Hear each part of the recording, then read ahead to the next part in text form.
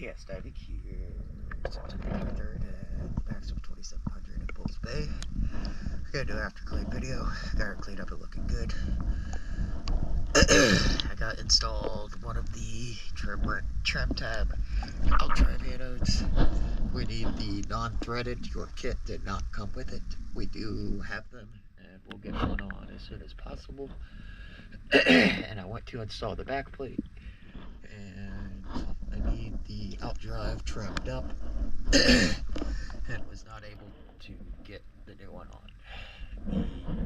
The port trim ram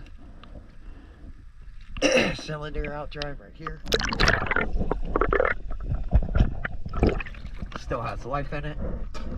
The starboard side, all the female threads are fouled out and need some kind of Loctite inside them to hold any bolts, maybe larger bolts.